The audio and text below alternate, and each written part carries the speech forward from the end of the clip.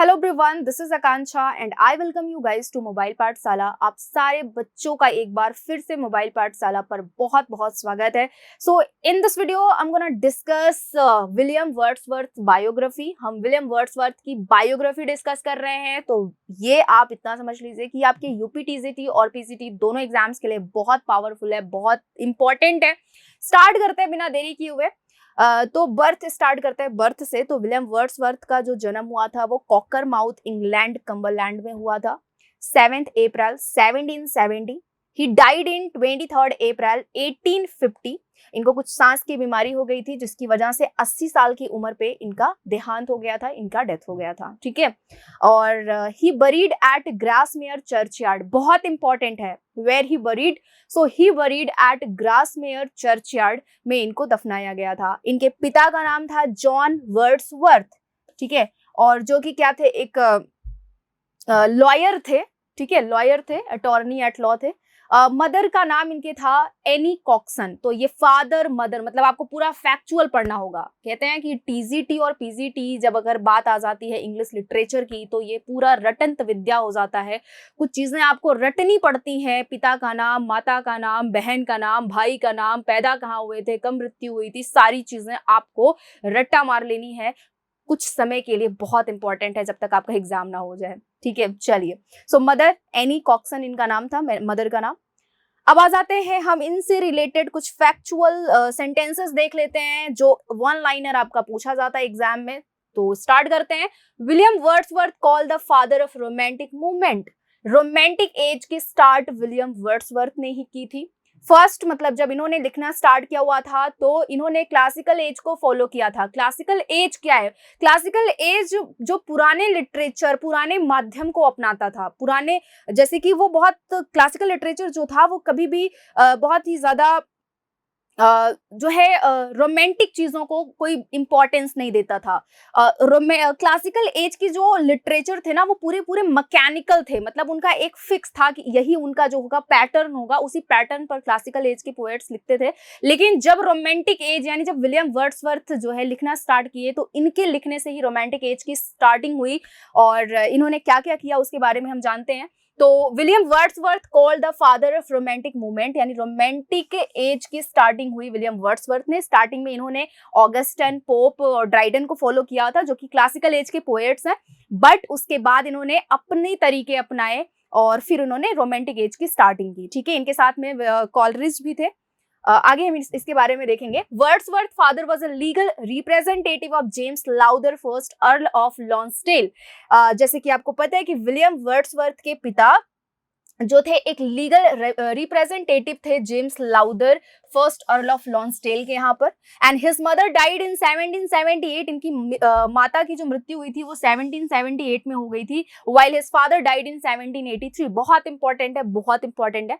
Dorothy Wordsworth was born on 25 December 1771। इनकी जो sister Dorothy Wordsworth थी, इनका जन्म हुआ था 1771 में। वर्ड्सवर्थ पैदा हुए थे 1770 में। तो 1 साल का डिफरेंस है, ये भी आपको पता होना चाहिए। ठीक है, चलिए। After the death of Wordsworth mother, मतलब माता की मृत्यु के पश्चात क्या हुआ, इन 1778 his father sent him to Hogshead Grammar School in Lancashire। Wordsworth के पिता ने वर्ड्सवर्थ को हॉक्सटेड ग्रामर स्कूल में भेज दिया। खैर, इनको पढ़ने पर इनके घर वाले बहुत फोकस किए लेकिन ये पढ़ना बिल्कुल नहीं चाहते थे। इन्होंने कभी भी अपने स्टडीज पर फोकस नहीं किया। हाँ, थोड़े नेचर पोएट थे और प्यार मोहब्बत में इनका ज्यादा दिमाग लगता था, लेकिन इन्होंने अपनी स्टडीज तो की बट पूरी नहीं की और बिल्कुल भी इसको सीरियसली नहीं लेते थे। ठीक है, तो जब इनकी मॉम की डेथ हुई तो इनकी मॉम की डेथ के बाद इनके फादर ने इनको भेजा हॉक्सटेड ग्रामर स्कूल में। ये बहुत इंपॉर्टेंट है कि माँ की डेथ के बाद ये कहाँ किसी स्कूल में पढ़े। तो स्टार्टिंग में ये गए हॉक्सटेड ग्रामर स्कूल में जो कि लैंकशायर में था। And sent Dorothy to live with relatives in Yorkshire. और डोरोथी को उनके अपने रिलेटिव के यहाँ पर भेज दिया गया रहने के लिए। तो क्योंकि अब इनके माँ की डेथ हो गई थी तो अब पिता को ये बात की टेंशन हो जाती है कि भाई बच्चे बिना माँ के अनाथ हो जाएंगे, अनाथ हैं और कहाँ ये रहेंगे, किस जगह रहेंगे, कौन ध्यान देगा। इस वजह से इन्होंने बच्चों को अलग कर दिया, यानी डोरोथी को अलग कर दिया और वर्ड्सवर्थ को अलग कर दिया। वर्ड्सवर्थ चले गए लैंकशायर, डोरोथी चली गई यॉर्कशायर। तो इस तरह से दोनों जो है भाई बहन 9 साल के लिए एक दूसरे से मिले ही नहीं। ठीक है, एक बार ये बिछड़े और 9 साल के लिए ये एक दूसरे से मिले ही नहीं, बाद में मिलना हुआ, तो आगे की कहानी हम देखेंगे। ठीक है, yes. So through out all हर लाइफ डोरोथी रिमेन्स बैचलर। ये भी बहुत इंपॉर्टेंट है कि पूरी लाइफ में डोरोथी ने शादी नहीं की, ना इनको प्यार हुआ, ना इन्होंने शादी की। इनके भाई को बहुत बार प्यार हुआ, तो बट डोरोथी उनसे काफी ज्यादा अलग थी। And Wordsworth made his debut as a writer in 1787 when he published a sonnet in the European magazine. तो विलियम वर्ड्सवर्थ ने जो पहला इन्होंने अपना सोनेट लिखा वो यूरोपियन मैगजीन में पब्लिश हुआ, और इन्होंने पहला सोनेट लिखा 1787। बहुत इंपॉर्टेंट है कि पहला सोनेट कब लिखा विलियम वर्ड्सवर्थ ने, तो पहला सोनेट विलियम वर्ड्सवर्थ ने लिखा 1787 में, जो कि यूरोपियन मैगजीन में पब्लिश हुआ। ठीक है, इतनी बात। और एक बात और है कि इन्होंने 500 से ज्यादा सोनेट्स लिखे हैं। किसने? विलियम वर्ड्सवर्थ ने। 500 से ज्यादा सोनेट विलियम वर्ड्सवर्थ ने लिखे हुए हैं। आगे देखेंगे हम। In 1790 he went on a walking tour of Europe, during which he toured the Alps extensively and visited nearby areas of France, Switzerland and Italy. तो ये कहाँ गए? ये 1790 में ये यूरोप की यात्रा के लिए निकल पड़े, और इन्होंने जो है फ्रांस, स्विट्जरलैंड, इटली, बहुत सारे देशों में घूमा, और बहुत सारे लैंग्वेजेस भी ये जानते थे। ये इटली जो है ये फ्रेंच बहुत अच्छा बोलते थे, फ्रेंच में भी इन्होंने कई सोनेट लिखे हैं, तो बहुत सारे लैंग्वेज ये जानते भी थे, क्योंकि ये बहुत सारे देश में घूम भी चुके हुए थे। और आगे हम देखेंगे, in November 1791 he was back to France again, और वापस ये 1791 में फ्रांस वापस आ गए। ठीक है, फ्रांस से वापस आ गए। And in France he fell in love with a French women Annette Vallon. तो जब ये फ्रांस में गए हुए थे, क्योंकि ये थे पहले से प्यार मोहब्बत के बारे में मतलब लीन इंसान थे, तो जब ये दोबारा फ्रांस गए 1791 में, तो इनको प्यार हो जाता है एनेटा वेलन से। ठीक है, who in 1792 gave birth to their daughter Caroline, और जिनसे, क्योंकि 1791 में ये फिर से फ्रांस जाते हैं घूमने के लिए, तो यहाँ उनको प्यार हो जाता है, और 1792 में इनको एक डॉटर होती है प्यारी सी, जिसका नाम क्या होता है? कैरोलिन होता है। ठीक है, 1802 Wordsworth and his sister Dorothy visited Annette and Caroline in Calais. तो अब क्या होता है कि 9 साल बीत चुके होते हैं, और जो है 1802 में वर्ड्सवर्थ अपनी बहन डोरोथी के साथ में एनेटा वेलन के पास में जाते हैं अपनी बेटी से मिलने के लिए। अब बेटी है भाई, तो प्यार तो होगा बेटी से।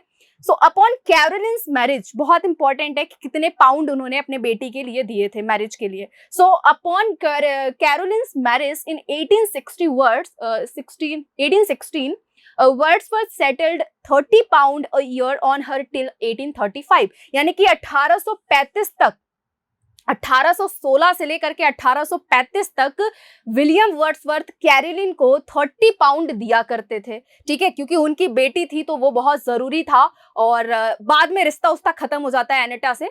मतलब जाते हैं 1802 में जाते हैं अपनी बहन के साथ में, केवल अपनी बेटी से मिलते हैं, और अपनी जो गर्लफ्रेंड उनकी थी उनसे बिल्कुल ब्रेकअप हो जाता है, सब एकदम साफ हो जाता है मामला, कोई दिक्कत नहीं होती है, सब सॉर्ट आउट करके वो वापस आ जाते हैं। So in 1793 we have his two early collective of poems called An Evening Walk and Descriptive Sketches. तो इन 1793 में इन्होंने अपनी 2 पोएट्री लिखी, an evening walk and descriptive sketches. Date पूछेगा आपसे, कब लिखा इन्होंने, ये बहुत इंपॉर्टेंट है, तो जरूर इसको पॉइंट करके इंपॉर्टेंट मार्क करके इसको जरूर लिखिएगा। In 1793 we have his 2 early collection of poems, an evening walk and descriptive sketches. 1795 में जो है he received a legacy of 900 pound from Leslie Calvert and became able to pursue career as a poet. देखो starting में इन्होंने job of की नहीं थी, तो इसलिए इनको थोड़ा इकोनॉमिकल प्रॉब्लम फेस इन्होंने ये करने लगे, और इन्होंने अपनी 2 पोएम्स लिखी, an evening walk and descriptive sketches. तो इसके बाद इनको थोड़ा पैसे की जरूरत होने लगी, तो फिर इनको 1795 में, बहुत इंपॉर्टेंट है, 1795 में इनको मिलता है 900 पाउंड मिलता है। कौन देता है इनको? रेज़ले कैलवर्ट देते हैं। तो इससे थोड़ा सा इनको सपोर्ट मिल जाता है। पहले तो इकोनॉमिकली इतने वीक हो चुके होते हैं कि अब क्या स्टार्ट किया जाए, कैसे लिखा जाए, वो सब इनको कुछ पता नहीं होता है, और उसी बीच में इनको 900 पाउंड की गिफ्ट मिल जाती है रेज़ले कैलवर्ट से। अब इनकी मुलाकात होती है एसटी कॉलरिज से इन 1795 में। इनकी मुलाकात किससे होती है? एसटी कॉलरिज से होती है। और यही दोनों मिलकर के, एसटी कॉलरिज और विलियम वर्ड्सवर्थ मिलकर के लिरिकल बैलेड्स पब्लिश करते हैं। और लिरिकल बैलेड बहुत इंपॉर्टेंट है, आगे मैं आपको पढ़ाऊंगी इसके बारे में, काफी ब्रॉडली इसको पढ़ाऊंगी मैं। In 1798, along with Coleridge, published lyrical ballad. कब पब्लिश हुआ लिरिकल बैलेड? कब पब्लिश हुआ? 1798 में एसटी कॉलरिज के साथ में इन्होंने लिरिकल बैलेड्स पब्लिश किए। 1798 collection has 23 poems, in which 19 poems have been written by Wordsworth and 3 was written by S.T. Coleridge. तो स्टार्टिंग में इन्होंने, देखो ये मिले किससे, कब मिले? 1795 में एस टी कॉलरिज से मिले। 1798 में इन्होंने लिरिकल बैलेड्स पब्लिश किया। और जो पहला पब्लिकेशन हुआ लिरिकल बैलेड का, उसमें 23 पोएम था। टोटल कितना था? 23 पोएम था, जिसमें से 19 जो है वो विलियम वर्ड्सवर्थ ने लिखा था और 4 पोएम्स जो है वो that was written by 3 was written by ST Coleridge. तो 19 किसने लिखा? विलियम वर्ड्सवर्थ ने लिखा। 3 किसने लिखा? सैमुअल टाइलर कॉलरिज ने लिखा। अब आ जाते हैं, देखो अब इन्होंने लिखा तो पोएम्स तो लिखा, लेकिन दिक्कत ये थी कि किसी का नाम नहीं पब्लिश किया कि किसने क्या लिखा। ये तो बाद में जो है बाद में पता चला कि हाँ 19 वर्ड्सवर्थ ने लिखा था, 3 कॉलरिज ने लिखा था, ये बाद में जानने को मिला। स्टार्टिंग में किसी ने भी अपनी पोएट्री के नीचे अपना नाम नहीं लिखा। किसी के नाम से क्या पोएट्री है इसके बारे में किसी को कुछ नहीं पता था स्टार्टिंग में। The first collection of lyrical ballad has one name of writers as they did not know the market response. तो स्टार्टिंग का जो लिरिकल बैलेड पब्लिश हुआ उसमें कोई भी राइटर का कोई भी नाम नहीं था, क्योंकि उनको पता ही नहीं था कि मार्केट का रिस्पांस क्या होगा। अब बिना रिस्पांस के वो अपना नाम दे देंगे तो भी सही नहीं है, तो इसलिए कोई भी नाम नहीं था स्टार्टिंग में। 1802 two more editions of lyrical ballad was published.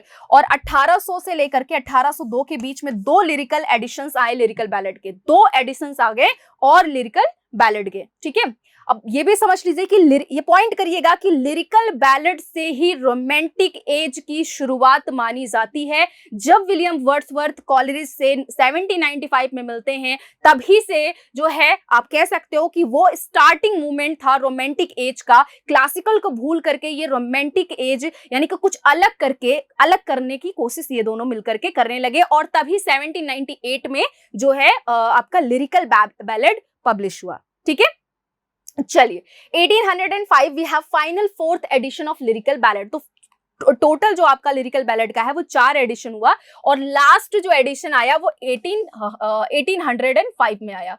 ठीक है, 1805 में आया। Between 1795 and 1797 he wrote his only play the Borderers. देखो ये बहुत कम लोगों को पता है कि इन्होंने कुछ जो है कोई ड्रामा भी लिखा हुआ था, कोई प्ले भी इन्होंने लिखा हुआ था, बहुत कम लोगों को पता है। लेकिन हाँ, उन्होंने एक प्ले लिखा था। बहुत बार एग्जाम में ये भी पूछा गया है कि उन्होंने कौन सा प्ले लिखा हुआ था। तो उनका जो प्ले था वो था आपका बॉर्डरर्स, और जो पब्लिश हुआ था 1795-1797 के बीच में। ठीक है, which was not published till 1842। बाद मतलब 1842 के तक नहीं पब्लिश हुआ था, लिखने की शुरुआत की हुई थी उन्होंने 1795-1797 के बीच में, लेकिन 1842 तक वो पब्लिश नहीं हुआ था। It is based on the rain of Henry III। ये भी क्वेश्चन आता है कि बॉर्डरर्स किस पर बेस्ड है, तो बॉर्डरर्स आपका बेस्ड है हेनरी III पर। Wordsworth, Dorothy and Coleridge travel to Germany in the autumn of 1798। तो ये जो है वर्ड्सवर्थ, कॉलरिज, अब देखो ये लिरिकल बैलेड पब्लिश हो गया, इसके बाद ये लोग जर्मनी की यात्रा के लिए ये अपनी बहन के साथ में निकल जाते हैं। कॉलरिज मतलब 3 लोग जाते हैं, वर्ड्सवर्थ, कॉलरिज और इनकी सिस्टर डोरथी। कब जाते हैं? 1798 में जाते हैं। कहाँ जाते हैं? जर्मनी जाते हैं। ठीक है, ओके। तो अब डोरथी, कॉलरिज और विलियम वर्ड्सवर्थ जो है निकल पड़ते हैं अपनी यात्रा पर जर्मनी के, और in Germany he started working on a poem that was to be his autobiographical poem which he referred to as the poem to Coleridge. होता क्या है कि जर्मनी की यात्रा पर ये लोग निकलते हैं, और वर्ड्सवर्थ के दिमाग में आता है कि कुछ ऑटोबायोग्राफिकल लिखा जाए, कुछ ऑटोबायोग्राफी लिखा जाए। तो ये लिखते क्या है? एक ऑटोबायोग्राफी लिखते हैं, द पोएम टू कॉलरिज, और ये पब्लिश होता है। एक्चुअली में ये नहीं पब्लिश करते हैं, इनकी वाइफ करती हैं, जिनका नाम मैरी हचिंसन है।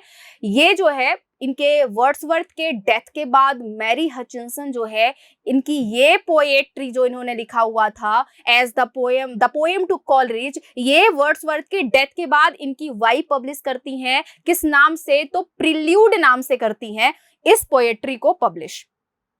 And while which planned would same as an appendix, अभी तो हम इसी की बात कर रहे हैं प्रेजेंट में, कि जब इन्होंने द पोएम टू कॉलरिज लिखा तो इन्होंने सोचा कि इनका जो पोएट्री, जो सबसे बड़ी पोएट्री ये लिखने वाले थे जिसका नाम था रेक्यूल्यूज, वो सोच रहे थे कि इस पोएम को, इस रेक्यूल्यूज का क्या बना देंगे? प्रीफेस बना देंगे, एक अपेंडिक्स बना देंगे इस रेक्यूल्यूज का, क्योंकि रेक्यूल्यूज ये लिखने वाले थे सबसे बड़ी, मतलब बहुत एपिक पोएट्री लिखने वाले थे, और ये सोच रहे थे कि इस पोएम टू कॉलरिज को इसका क्या बना देंगे? अपेंडिक्स बना देंगे, प्रीफेस बना देंगे। ठीक है, ये इनके दिमाग में था। खैर, रेक्यूल्यूज भी नहीं पब्लिश हुआ, केवल पब्लिश हुआ इनका द पोएम टू कॉलरिज, वो भी प्रिल्यूड के नाम से पब्लिश हुआ, जो कि इनकी वाइफ ने किया इनकी डेथ के बाद।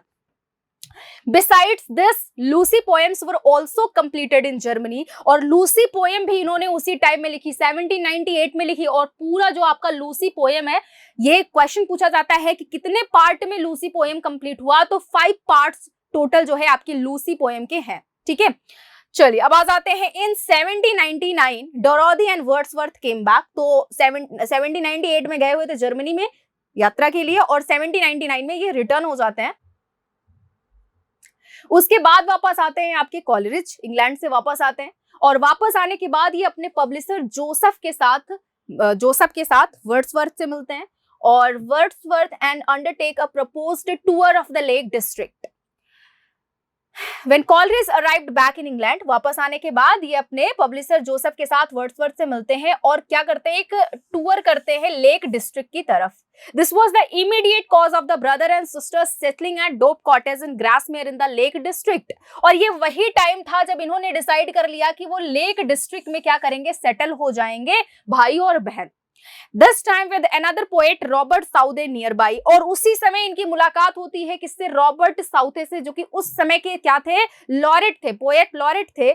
उस समय इनकी मुलाकात होती है रॉबर्ट साउदे से। तो क्या होता है कि अब इन्होंने मिल करके भी बहुत सारी पोएट्री लिखी, मतलब Robert Southey, William Wordsworth, Coleridge, तीनों मिल करके जो है बहुत सारी पोएट्री लिखी। तो इनको कंप्लीट, यानी कि इनको साथ में क्या बोला जाने लगा? इनको लेक पोएट्स बोला जाने लगा। ठीक है, किसको? वर्ड्सवर्थ को, कॉलरिज को और साउदे को। ठीक है, रॉबर्ट साउदे को। अब आते हैं हम नेक्स्ट पॉइंट पर। Yes. So 1802, Lowther's heir, William Lowther, first Earl of Lonsdale, paid the £4,000 owed to Wordsworth's father through Lowther's failure to pay his aid. क्या होता है कि इनके फादर जो है लीगल रिप्रेजेंटेटिव होते हैं लॉन्सडेल के, तो लॉन्सडेल का जो उत्तराधिकारी होता है उसको बाद में पता चलता है कि 4,000 पाउंड जो है वो विलियम वर्ड्सवर्थ के पिता को वो क्या है? बाकी है। तो वो चाहता है कि वो उसको वापस कर दिया जाए। किसको? वर्ड्सवर्थ को वापस कर दिया जाए। तो बाद में जब ये 1802 में किससे मुलाकात होती है? लाउदर से मुलाकात होती है, जो कि लॉन्सडेल की क्या है? उत्तराधिकारी हैं। जब विलियम वर्ड्सवर्थ की इनसे मुलाकात होती है तो ये लाउदर इनको क्या करते हैं? 4,000 पाउंड इनको दे देते हैं, और इनको देने के बाद अब देखो ये अब इकोनॉमिकली पूरा एकदम सेटल हो गए हैं, इनकी कोई भी परेशानी नहीं है, इनको इतने पैसे मिल गए हैं, और कॉलरिज से इनकी मुलाकात होने के बाद से इनको बहुत कुछ जो है सीखने को मिलता है, रॉबर्ट साउदे से सीखने को मिलता है। तो ये अब लीन हो जाते हैं कि इनको बस लिखना है। ठीक है, ये लिखने में एकदम मशगूल हो जाते हैं कि अब इनको लिखना है, क्योंकि उस टाइम में रॉबर्ट साउदे जब इनकी मुलाकात विलियम वर्ड्सवर्थ से रॉबर्ट साउदे की हुई थी, तो उस टाइम में रॉबर्ट साउदे जो है वो आपके पोएट लॉरेट थे। तो बहुत कुछ उनसे सीखने के बाद वो एकदम लीन हो गए और लिखने में एकदम बिजी हो गए। 4 October 1802 Wordsworth married his childhood friend Mary Hutchinson, और 1802 में जो है मैरी हचिंसन से, जो कि उनकी बचपन की दोस्त है, उनसे विलियम वर्ड्सवर्थ की शादी हो जाती है। 1807 Wordsworth published poem in 2 volumes. अब 1807 में ये 2 पोएम अपना पब्लिश करते हैं, odd intimations of immortality, from recollection of early childhood. बहुत इंपॉर्टेंट है कि कब पब्लिश हुआ, 1807 में पब्लिश हुआ। मैं पूरा पोएम आपको पढ़ाऊंगी, बिल्कुल टेंशन मत लो। 1811 he selected as distributor of stamps for Westmoreland and the stipend of 400 pound a year made him financially secure। तो क्या होता है कि इनको एक डिस्ट्रीब्यूटर की जॉब मिल जाती है, जैसे 400 पाउंड इनको पर ईयर मिलता है, जिससे ये एकदम फाइनेंशियली क्या हो जाते हैं, सिक्योर हो जाते हैं। 1813 में ही एंड हिज फैमिली, मतलब डोरोथी, विलियम वर्ड्सवर्थ और मैरी हचिंसन जो है, ये क्या करते हैं, रॉयडल माउंट मूव कर जाते हैं। रॉयडल माउंट मूव कर जाते हैं जो कि Ambleside between Grasmere and Rydal Water के बीच में है, where he spend the rest of his life. कहां पर इन्होंने रेस्ट ऑफ हिज लाइफ अपना जो है स्पेंड किया, ये बहुत इंपॉर्टेंट क्वेश्चन है, बहुत इंपॉर्टेंट है, कई बार एग्जाम में पूछा गया है, तो इसको इंपॉर्टेंट मार्क जरूर करिएगा। आ जाते हैं नेक्स्ट पॉइंट नेक्स्ट पॉइंट पर, रेक्लूज वाज नेवर पब्लिश्ड। अब ये बहुत इंपॉर्टेंट है क्योंकि रेक्लूज उनका एक एपिक पोएट्री था, वो चाहते थे कि रेक्लूज को धूमधाम से पब्लिश करेंगे और बहुत सारा इसमें कलेक्शन होगा पोएट्री का, बट रेक्लूज पब्लिश हुआ ही नहीं। Prelude which was considered the great poetry, अभी मैंने बताया कि द पोएम टू कॉलरिज ही आपका प्रिल्यूड है ना, तो prelude which was considered the great poetry of Wordsworth was considered only the part of recluse. Recluse का हम जो कि पब्लिश हुआ था, रेक्लूज का जो पार्ट है प्रिल्यूड, केवल ये पब्लिश हुआ था, और वो भी कब, विलियम वर्ड्सवर्थ के डेथ के बाद। रेक्लूज तो कभी पब्लिश हुआ ही नहीं। अब आ जाते हैं 1814, Wordsworth published the excursion as the second part of the 3-part work the recluse, और 1814 में इन्होंने एक्सकर्जन पब्लिश किया, और ये चाहते थे कि ये इन्होंने बताया, ऐसा बाद में पता भी चला है, एक्चुअल में ये बाद में पता चला कि जो रेक्लूज है इसका क्या है, इसका ये सेकेंड पार्ट है। एक्सकर्जन रेक्लूज का क्या है, सेकेंड पार्ट है। And even though he had not completed the first part और the third part and never did, तो क्योंकि केवल सेकेंड पार्ट इसका एक्सकर्जन को माना जाता है, रेक्लूज का सेकेंड पार्ट केवल एक्सकर्जन को माना जाता है, इसका फर्स्ट पार्ट और थर्ड पार्ट कभी पब्लिश हुआ ही नहीं। ऐसे में रेक्लूज एक अधूरी इनकी कविता रह गई। 1850 he published another collection of his poetry called Poems, and same year he also published his famous poem Lodomia, which was published in 1845 again। तो इनका क्या हुआ कि 1850 में इन्होंने पोएम्स पब्लिश किया, और उसी साल इन्होंने जो है लोडोमिया पब्लिश किया, जो कि 1845 में पब्लिश हुआ। ठीक है, लोडोमिया क्या है, एक नरेटिव पोएम है। चलिए 1890 Wordsworth published his 2 poems called Peter Bell and the Waggoner. तो इन्होंने 1892 में अपनी 2 पोएम और पब्लिश की। 1842 में the government awarded him first pension of 800 a year, 800 pound a year. तो 1842 में गवर्नमेंट ने इनको जो है पेंशन भी अवार्ड किया। And following the death of the Robert Southey, और रॉबर्ट साउदे जिनकी डेथ हुई थी 1843 में, वर्ड्सवर्थ को इनकी डेथ के बाद क्या बनाया गया, पोएट लॉरेट बना दिया गया। और ये बहुत खास बात है, ये कई बार क्वेश्चन में पूछा है कि कौन सा ऐसा पोएट है जो पोएट लॉरेट के बाद कोई भी कविता नहीं लिखा, तो वो विलियम वर्ड्सवर्थ थे, जिन्होंने पोएट लॉरेट बनने के बाद कोई पोएम नहीं लिखा, एकदम शांत हो गए, क्योंकि उसके पहले इन्होंने बहुत कुछ कमाल कर दिया था। अब वो इतना थक गए थे कि उसके बाद उन्होंने कुछ नहीं लिखा। William Wordsworth died at home at Rydal Mount from an aggravated cause of pleurisy on 23rd April 1850, and he buried at St. Oswald Church, Grasmere। बहुत इंपॉर्टेंट है कि इनको कहाँ बरीड किया गया, तो St. Oswald Church, Grasmere में। ठीक है, कब डेथ हुई, तो इनकी डेथ हुई 23rd April 1850 में। और क्यों हुई, क्योंकि उनको सांस की कुछ प्रॉब्लम हो गई थी। ठीक है, His widow Mary published his lengthy autobiographical poem to Coleridge। अभी जैसा कि मैंने आपको बताया कि इनकी जो वाइफ मैरी हचिंसन थी, इन्होंने पोएम टू कॉलरिज जो कि एक ऑटोबायोग्राफिकल पोएम थी, इसको इनकी डेथ के किस नाम से पब्लिश किया, इनकी डेथ के बाद इन्होंने इसको प्रिल्यूड के नाम से पब्लिश किया। चलिए, Wordsworth was never serious about his formal studies, बिल्कुल ये किसी भी स्टडी में बिल्कुल इनका मन नहीं लगता था, इनको केवल लिखना था। He wrote more than 500 sonnets, 500 से ज्यादा इन्होंने सोनेट लिखा। He knew many languages like Greek, Latin, Italian, French and Spanish. Michael Boppy was his first teacher in politics। पूछा जाता है ये क्वेश्चन कि उनका पहला पॉलिटिक्स टीचर कौन था, तो माइकल बॉपी थे। Next, according to Wordsworth, poetry is spontaneous overflow of powerful feeling, and it takes its origin from emotions recollected in tranquility। क्योंकि क्लासिकल जितने भी पोएट थे वो पोएट्री को मैकेनिकल वे में लिखते थे। उनको लगता था कि एक जो पोएट्री का एक स्ट्रक्चर जो फिक्स्ड है, केवल वो उसी पर वर्क करेंगे, उसी पर फोकस करेंगे। कुछ रोमांटिक नहीं लिखते थे, कुछ अलग नहीं लिखते थे, हट करके नहीं लिखते थे। तो ऐसे में जब वर्ड्सवर्थ ने लिखना स्टार्ट किया तो उन्होंने उस लैंग्वेज को, उस स्ट्रक्चर को फॉलो ही नहीं किया। उन्होंने बहुत साधारण सी लैंग्वेज फॉलो की जो आम लोगों को पसंद आ जाए और उनको समझ में आ जाए। एकदम बहुत ही ऑर्डिनरी लैंग्वेज में इन्होंने अपनी सारी पोएट्री लिखी हुई है। तो क्लासिकल जितने पोएट्स थे उनका जो स्ट्रक्चर था पोएट्री लिखने का वो बहुत मैकेनिकल था। लेकिन जब विलियम वर्ड्सवर्थ आए तो इन्होंने कहा कि poetry is spontaneous overflow of powerful feelings, यानी कि अपनी फीलिंग्स को हम बयां करने के लिए ही पोएट्री लिखते हैं, है ना। तो इसको बहुत स्पॉन्टेनियस होना चाहिए, बहुत ही धारा प्रवाह होना चाहिए। इसमें वर्ड्स को डिफिकल्ट नहीं करना है, ऐसे वर्ड्स मत नहीं डालने हैं कि जो कि आम जनता को नहीं समझ में आए, जो पब्लिक ना समझ पाए। तो ये बहुत ही मतलब बहुत ही इजी वे में लिखते थे, इनका लैंग्वेज बहुत ही साधारण था।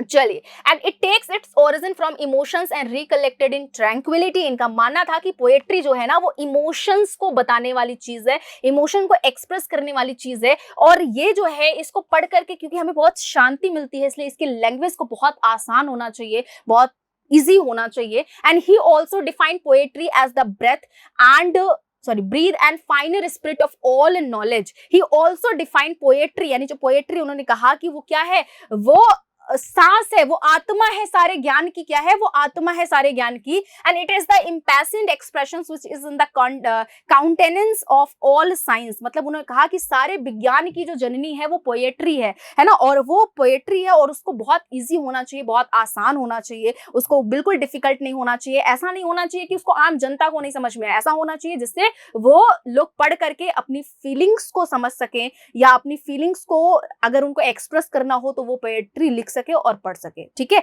तो ये उनका जो है मानना था। अब आगे इसका हम डिस्कस करेंगे सेकंड पार्ट में। बहुत कुछ अभी हमें वर्ड्सवर्थ के बारे में पढ़ना है। वीडियो को लाइक करें, शेयर करें और कमेंट करके बताएं कि ये वीडियो आपको कैसी लगी। मिलते हैं नेक्स्ट वीडियो में। Thank you so much, bye bye, take care guys.